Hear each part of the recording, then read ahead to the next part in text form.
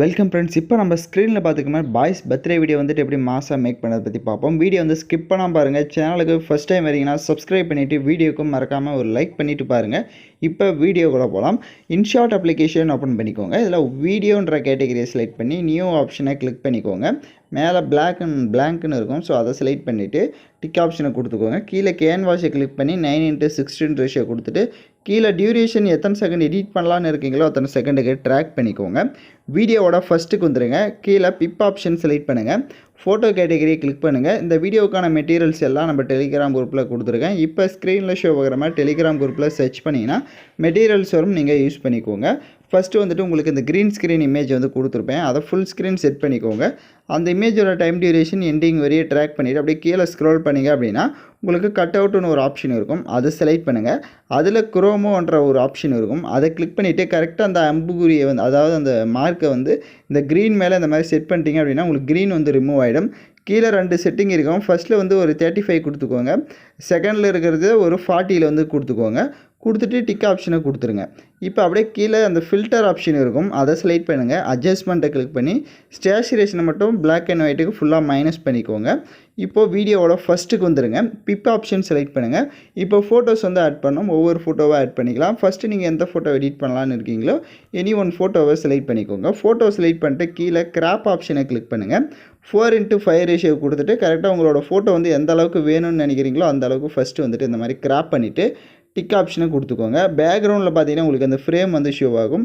அந்த ஃப்ரேம் எந்த அளவுக்கு இருக்கோ அந்த அளவுக்கு கரெக்டாக உங்களோட ஃபோட்டோஸ் வந்து நீங்கள் ஜூம் பண்ணி இந்த மாதிரி செட் பண்ணிக்கோங்க. அந்த இமேஜோட டைம் டியூரேஷனும் எண்டிங் வரையே ட்ராக் பண்ணிக்கோங்க.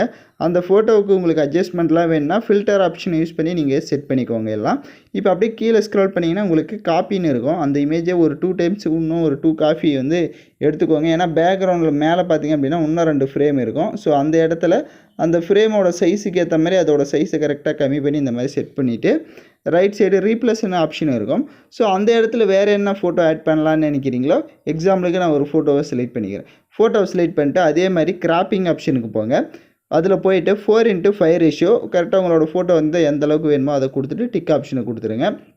இப்போ இது இன்னொரு காப்பி எடுத்தோம். அந்த காப்பியும் கரெக்டாக அந்த பக்கம் இருக்க இந்த ஃப்ரேம்லேயும் கரெக்டாக அதே மாதிரி வந்து செட் பண்ணுங்கள். ஸோ இப்போ எப்படி நான் செட் பண்ணிக்கணும், சேம் அதே மாதிரி செட் பண்ணிட்டு இந்த ஃபோட்டோவும் ரீப்ளேஸ் ஆப்ஷனை யூஸ் பண்ணிவிட்டு வேறு ஒரு ஃபோட்டோ நீங்கள் என்ன ஃபோட்டோ ஆட் பண்ணலான்னு இருக்கீங்களோ அந்த ஃபோட்டோவை செலக்ட் பண்ணி அதுக்கும் கிராப்பிங் ஆப்ஷனில் போட்டு 4:5 ரேஷியோ ஃபோட்டோஸை தேவையான அளவுக்கு கொடுத்துட்டு டிக் ஆப்ஷனை கொடுத்துருங்க. டிக் ஆப்ஷனை கொடுத்துட்டு இப்போ இந்த 3 ஃபோட்டோவும் நீங்கள் செட் பண்ணிட்டீங்க அப்படின்னா அந்த க்ரீன் ஸ்க்ரீன் இமேஜ் மேலே செட் பண்ணிட்டீங்க, ஒரு கிளிக் பண்ணிங்க அப்படின்னா உங்களுக்கு கரெக்டாக எல்லா ஃபோட்டோவுமே பேக்ரவுண்ட் ஃப்ரேமுக்கு பேக்கில் போய்டும். இப்போ பார்த்தீங்கன்னா உங்களுக்கு தெரிஞ்சிருக்கும். இப்போது டிக் ஆப்ஷனை கொடுத்துருங்க. இப்போ மேலே எக்ஸ்போர்ட் ஆப்ஷனை கிளிக் பண்ணி இந்த வீடியோவை சேவ் பண்ணுங்கள். ஏன்னா ஒரு 4 லேயர் மட்டும்தான் இந்த ஃப்ரேமில் நம்ம செட் பண்ண முடியும்.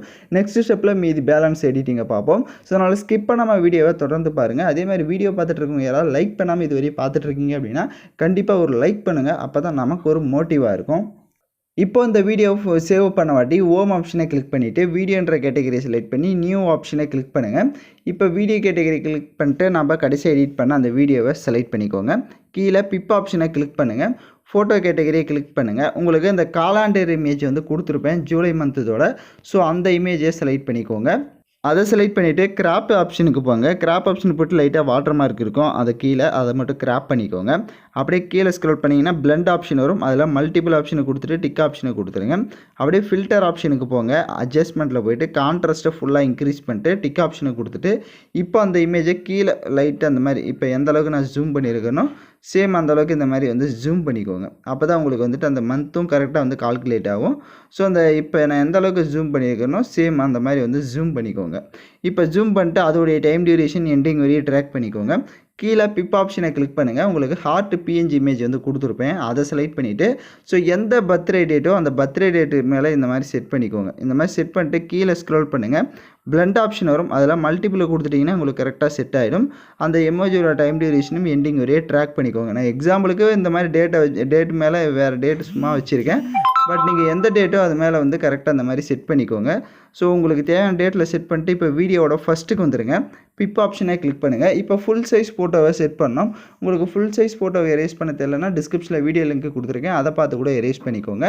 இப்போ நான் ஆல்ரெடி எரேஸ் பண்ணி வச்சுருக்கேன் 1 ஃபோட்டோவை செலக்ட் பண்ணிக்கிறேன். இப்போ ஃபுல் சைஸ் ஃபோட்டோவை செலக்ட் பண்ணிவிட்டு அதை ஓரளவுக்கு இந்த மாதிரி ஜூம் பண்ணி இந்த மாதிரி சைடில் செட் பண்ணிக்கோங்க. ஸோ இந்த மாதிரி சைடாக செட் பண்ணிட்டீங்க அப்படின்னா அதோடைய டியூரேஷன் எண்டிங் வரையும் ட்ராக் பண்ணிக்கோங்க. எகைன் பிப் ஆப்ஷனை கிளிக் பண்ணுங்கள். ஃபோட்டோ கேட்டகரியை கிளிக் பண்ணிடுங்க. உங்களுக்கு ஷேடோ பிஎன்ஜி இமேஜ் வந்து கொடுத்துருப்பேன். ஸோ அந்த இமேஜையுமே செலக்ட் பண்ணிக்கோங்க. ஸோ ஷேடோ பிஎன்ஜி செலக்ட் பண்ணிட்டு அதோடைய டியூரேஷன் வீடியோட எண்டிங் வரையே ட்ராக் பண்ணிக்கோங்க. இப்போ அந்த இமேஜை உங்களோட காலுக்கு கீழே இந்த மாதிரி செட் பண்ணிக்கோங்க. ஸோ அது எந்த அளவுக்கு ஃபுல்லாக கரெக்டாக ஜூம் பண்ணிக்கோங்க. ஜூம் பண்ணிவிட்டு அது எந்த அளவுக்கு வேணுமோ அதை வந்துட்டு கரெக்டாக அந்த மாதிரி ஷேடோ அதுக்கு கீழே நம்ம காலுக்கு கீழே அதை வந்து செட் பண்ணிட்டீங்க அப்படின்னா உங்களுக்கு பக்காவாக அந்த இடத்துல ஷேடோ வந்து செட் ஆகிடும். இப்போது டிக் ஆப்ஷனை கொடுத்துருங்க. ஏன்னா இதுலேயும் மறுபடியும் பார்த்தீங்கன்னா நம்மளால் இவ்வளோ லேயர்ஸ் தான் வந்து ஆட் பண்ண முடியும். அதனால் எக்ஸ்போர்ட் ஆப்ஷனை கிளிக் பண்ணி எக்ஸ்போர்ட் பண்ணிக்கோங்க. நெக்ஸ்ட் இதில் ஏதாவது ஒரு ஹார்ட் எஃபெக்ட் வீடியோஸ் வந்து ஆட் பண்ணிக்கலாம். ஸோ இது வந்துட்டு ஒரு 3 ஸ்டெப்பு நீங்கள் ஃபாலோ பண்ணிங்கன்னா மட்டும்தான் வீடியோ வந்து பர்ஃபெக்டாக வரும். ஸோ அதனால் தொடர்ந்து வீடியோஸை பாருங்கள். இப்போ இந்த வீடியோவும் சேவ் பண்ண வாட்டி ஹோம் ஆப்ஷனை கிளிக் பண்ணிவிட்டு வீடியோ கேட்டகரி செலக்ட் பண்ணி நியூ ஆப்ஷனை கிளிக் பண்ணுங்கள். கடைசி எடிட் பண்ண வீடியோவை மறுபடியும் செலக்ட் பண்ணிக்கோங்க. செலக்ட் பண்ணிவிட்டு இப்போ பிப் ஆப்ஷனை செலக்ட் பண்ணுங்கள். வீடியோ கேட்டகரியை கிளிக் பண்ணுங்கள். உங்களுக்கு ஹார்ட் எஃபெக்ட் வீடியோ வந்து கொடுத்துருப்பேன். ஸோ அந்த வீடியோவை செலக்ட் பண்ணிக்கோங்க. அந்த வீடியோவை செலக்ட் பண்ணிவிட்டு அதை ஃபுல் ஸ்க்ரீன் செட் பண்ணுங்கள். கீழே வால்யூம் ஆப்ஷனில் இருக்க வால்யூமை ஃபுல்லாக மைனஸ் பண்ணிவிடுங்க. அப்படியே ஃபில்டர் ஆப்ஷன் போய்ட்டு அட்ஜஸ்ட்மெண்ட்டில் போய்ட்டு கான்ட்ராஸ்ட்டை கொஞ்சம் இன்க்ரீஸ் பண்ணிக்கோங்க. ஸ்டேச்சுரேஷனையும் ஃபுல்லாக இன்க்ரீஸ் பண்ணிவிட்டு அப்படியே பேக்கில் வந்துட்டு பிளெண்ட் ஆப்ஷன் இருக்கும்.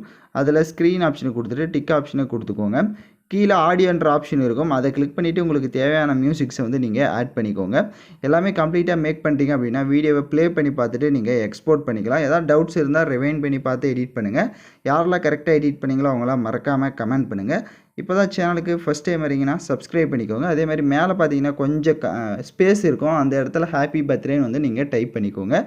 ஸோ தேங்க்யூ ஃபார் வாட்சிங் திஸ் வீடியோ.